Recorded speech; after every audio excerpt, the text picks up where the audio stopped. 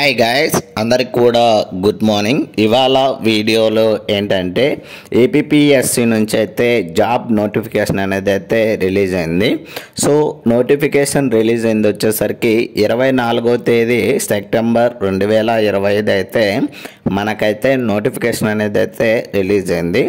So దీని యొక్క notification number వచ్చేసరికి 21/2025 అనేది అయితే ఇవ్వడం జరిగింది.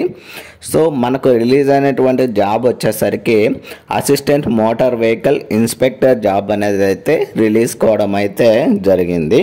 సో ఈ యొక్క జాబ్ వచ్చేసరికి మొత్తం మనకు రిలీజ్ అయినటువంటి జాబ్స్ వచ్చేసరికి ఒక జాబ్ అనేది అయితే రిలీజ్ కావడం జరిగింది.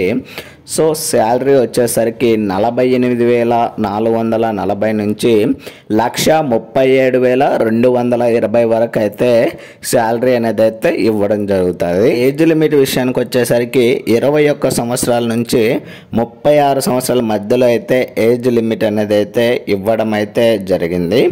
So starting date online application వచ్చేసరికి 25వ తేదీ సెప్టెంబర్ 2025 స్టార్ట్ అయ్యి 15వ తేదీ అక్టోబర్ 2025 అయితే మనకైతే జాబ్ అనేది అయితే రిలీజ్ కావడం అయితే జరిగింది. సో అండ్ అఫీషియల్ వెబ్సైట్ వచ్చేసరికి psc.ap.gov.in అనే వెబ్సైట్లోకి వెళ్ళి అయితే మనమైతే అప్లై చేయాల్సిందైతే ఉంటుంది. అండ్ నెక్స్ట్ వచ్చేసరికి మనకు ఎగ్జామ్ డేట్ ఎప్పుడు ఉంటుంది అనేది అయితే సపరేట్గా మనకైతే అఫీషియల్ వెబ్సైట్లో అయితే అనౌన్స్ చేస్తామని అయితే చెప్తున్నారు.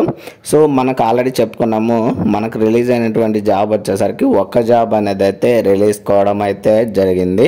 నెక్స్ట్ వచ్చేసరికి ఎడ్యుకేషనల్ క్వాలిఫికేషన్ విషయానికి వచ్చేసరికి ఎవరైతే bachelor degree in mechanical engineering లేదా ఆటోమొబైల్ ఇంజనీరింగ్ చదివింటారో వాళ్ళైతే ఎలిజిబుల్ అని అయితే చెప్తున్నారు. ఆర్ ఎనీ ఈక్వాలెంట్ క్వాలిఫికేషన్ అనేది అయితే ఇవ్వడం అయితే జరిగింది.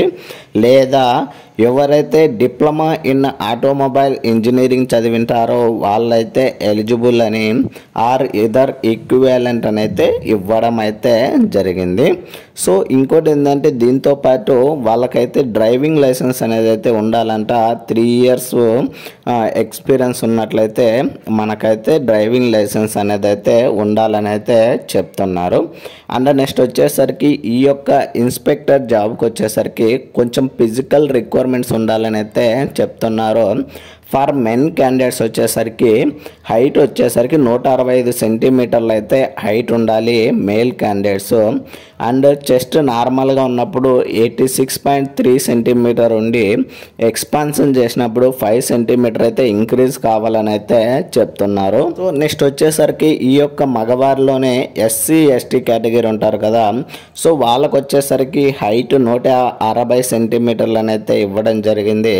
సో నార్మల్గా ఉన్నప్పుడు 83.80 సెంటీమీటర్ ఉండి ఎక్స్పాన్షన్ చేసినప్పుడు 5 సెంటీమీటర్ అయితే ఉండాలని అయితే చెప్తున్నారు. అదే ఉమెన్ క్యాండిడేట్స్ వచ్చేసరికి హైట్ వచ్చేసరికి 157.5 సెంటీమీటర్లు ఉండాలని అయితే చెప్తున్నారు.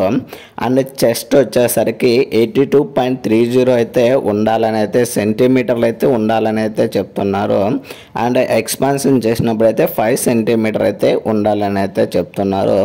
సో ఈ యొక్క ఉమెన్ క్యాండిడేట్స్లోనే SC ST క్యాండిడేట్స్ వచ్చేసరికి హైట్ వచ్చేసరికి 152.5 సెంటీమీటర్ ఉండాలంట. అండ్ చెస్ట్ వచ్చేసరికి 79.80 సెంటీమీటర్లు ఉండి ఎక్స్పాన్షన్ చేసినప్పుడు 5 సెంటీమీటర్ అయితే ఉండాలని అయితే చెప్తున్నారు. సో ఇది ఫిజికల్ రిక్వైర్మెంట్ సంబంధించి డీటెయిల్స్ అయితే. సో వీడియోను చాలామంది చూస్తున్నారు కానీ లైక్ అయితే చేయట్లేదు గాయస్, ప్లీజ్ లైక్ అయితే చేయండి. సో వీడియోను ఎవరైనా కానీ కొత్తగా చూస్తున్నట్లయితే please like, share and subscribe చేసుకోవడం అయితే మర్చిపోద్దండి గాయస్. ఇలాంటి మరిన్ని వీడియోస్ అండ్ మరిన్ని అప్డేట్స్ కోసం అయితే సో మ్యాక్సిమం మన ఛానల్లో జెన్యూన్ నోటిఫికేషన్ అనేది అయితే ప్రతి ఒక్కటి దాని గురించి అయితే చెప్పడం అయితే జరుగుతుంది. సో నెక్స్ట్ వచ్చేసరికి ఏజ్ లిమిట్ విషయానికి వచ్చేసరికి మినిమం 21 సంవత్సరాల నుండి మ్యాక్సిమం 36 సంవత్సరాలు అయితే ఏజ్ లిమిట్ అనేది అయితే ఉండాలని అయితే చెప్తున్నారు. సో అది ఎప్పటికంటే 1 జూలై 2025 నాటికైతే మన ఏజ్ అనేది 21 సంవత్సరాల నుండి 36 సంవత్సరాల మధ్యలో అయితే ఉండాలని అయితే చెప్తున్నారు. అండ్ నెక్స్ట్ వచ్చేసరికి ఏజ్ రిలాక్సేషన్ విషయానికి వచ్చేసరికి SC ST BC and EWS క్యాండిడేట్స్కి వచ్చేసరికి 5 years అయితే ఏజ్ రిలాక్సేషన్ ఇవ్వడం జరిగింది. అండ్ డిఫరెంట్ క్యాడర్ని బట్టి కూడా ఇక్కడైతే ఇవ్వడం అయితే జరిగింది. నెక్స్ట్ వచ్చేసరికి పేమెంట్ డీటెయిల్స్ వచ్చేసరికి అప్లికేషన్ ఫీజు విషయానికి వచ్చేసరికి మనకైతే 250 రూపాయలు అయితే అప్లికేషన్ ఫీజు అనేది అయితే తీసుకోవడం జరుగుతుంది. అండ్ నెక్స్ట్ వచ్చేసరికి ఎగ్జామినేషన్ ఫీజు వచ్చేసరికి 50 రూపాయలు అండి.